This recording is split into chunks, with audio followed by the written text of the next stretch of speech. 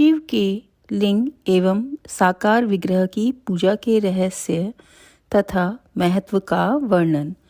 सूत जी कहते हैं, शौनक, जो श्रवण, कीर्तन और मनन इन तीनों साधनों के अनुष्ठान में समर्थ ना हो, वह भगवान शंकर के लिंग एवं मूर्ति की स्थापना करके नित्य उसकी पूजा करे तो संसार सागर से पार हो सकता है। वंचना अथवा छल ना करते हुए अपनी शक्ति के अनुसार धन राशि ले जाए और उसे शिवलिंग अथवा शिव मूर्ति की सेवा के लिए अर्पित कर दे।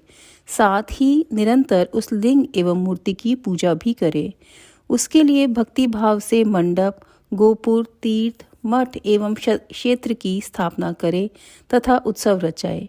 वस्त्र, गंध, पुष्प, धूप, दीप और पुआ और शाक आदि व्यंजनों से युक्त भांति भांति के भक्ष्य भोजन अन्न नैवेद्य के रूप में समर्पित करे।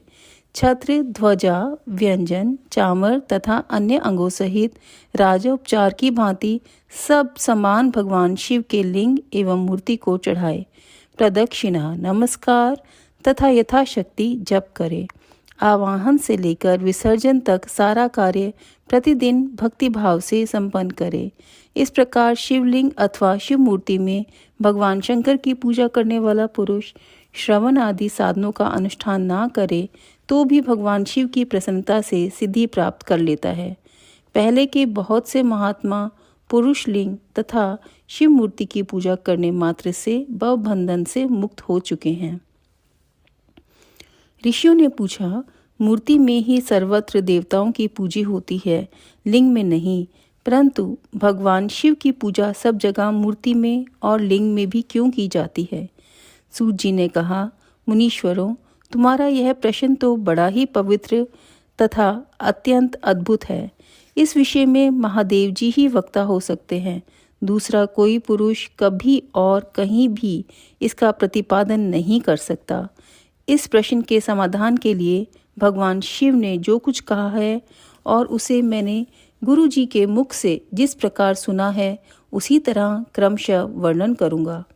एकमात्र भगवान शिव ही ब्रह्म रूप होने के कारण निष्कल, निराकार कहे गए हैं। रूपवान होने के कारण उन्हें सकल भी कहा गया है, इसलिए वे सकल और निष्कल दोनों हैं। शिव के निष्कल निराकार होने के कारण ही उनकी पूजा का आधारभूत लिंग भी निराकार ही प्राप्त हुआ है, अर्थात शिवलिंग शिव के निराकार स्वरूप का प्रतीक है। इसी तरह शिव के सकल या साकार होने के कारण उनकी पूजा का आधारभूत विग्रह साकार प्राप्त होता है, अर्थात शिव का साकार विग्रह उनके साकार स्वरूप का प्रतीक होता है। सकल और अकल, समस्त अंग आकार सहित और अंग आकार से सर्वथा रहित निराकार रूप होने से ही वे ब्रह्म शब्द से जाने वाले परमात्मा हैं। यही कारण है कि सब लोग लिंग निराकार और मूर्ति साकार दोनों में ही सदा भगवान शिव की पूजा करते हैं। शिव से भिन्न जो दूसरे दूसरे देवता हैं वे साक्षात ब्रह्म नहीं हैं, इसलिए कहीं भी उनके लिए निराकार लिंग नहीं उपलब्ध होता। पूर्व काल में बुद्धिमान ब्रह्मपुत्र सनत कुमार मुनि ने ब्रह्म मंदराचल पर नंदिकेश्वर से इसी प्रकार का प्रश्न किया था। सनत कुमार जी बोले, भगवान शिव से भिन्न जो देवता हैं उन सब की पूजा के लिए सर्वत्र प्राय वेर मूर्ति मात्र ही अधिक संख्या में देखा और सुना जाता है। केवल भगवान शिव की ही पूजा में लिंग और वेर दोनों का उपयोग देखने में आता है। अतः कल्याणमय नंदिकेश्वर, इस विषय में जो तत्व की बात हो उसे मुझे इस प्रकार बताइए जिससे अच्छी तरह समझ में आ जाए। नंदिकेश्वर ने कहा, निष्पाप ब्रह्म कुमार, आपके इस प्रश्न का हम जैसे लोगों के द्वारा कोई उत्तर नहीं दिया जा सकता, क्योंकि यह गोपनीय विषय है और लिंग साक्षात ब्रह्म का प्रतीक है। तथापि आप शिव भक्त हैं, इसलिए इस विषय में भगवान शिव ने जो कुछ बताया है उसे ही आपके समक्ष कहता हूँ।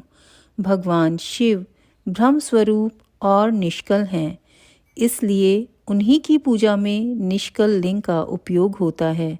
संपूर्ण वेदों का यही मत है। सनत कुमार बोले, महाभाग योगेंद्र, आपने भगवान शिव तथा दूसरे देवताओं के पूजन में लिंग और वीर के प्रचार का जो रहस्य विभाग पूर्वक बताया है वह यथार्थ है।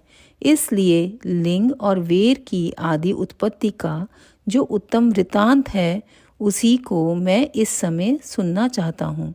लिंग के प्राकट्य का रहस्य सूचित करने वाला प्रसंग मुझे सुनाइए। इसके उत्तर में नंदिकेश्वर ने भगवान महादेव के निष्कल स्वरूप लिंग के आविर्भाव का प्रसंग सुनाना आरंभ किया। उन्होंने ब्रह्मा तथा विष्णु के विवाद, देवताओं की व्याकुलता एवं चिंता, देवताओं का दिव्य कैलाश शिखर पर गमन, उनके द्वारा चंद्रशेखर महादेव का स्तवन, देवताओं से प्रेरित हुए महादेव जी का ब्रह्मा और विष्णु के विवाद स्थल में आगमन तथा दोनों के बीच में निष्कल आदि अंत रहित भीषण अग्नि स्तंभ के रूप में उनका आविर्भाव आदि प्रसंगों की कथा कही। तदंतर श्री ब्रह्मा और विष्णु दोनों के द्वारा उस ज्योतिर्मय स्तंभ की ऊंचाई और गहराई का था लेने की चेष्टा एवं केतकी पुष्प के शाप वरदान आदि के प्रसंग भी सुनाए। जय गुरु जी। अध्याय 5 से 7। जय गुरु जी।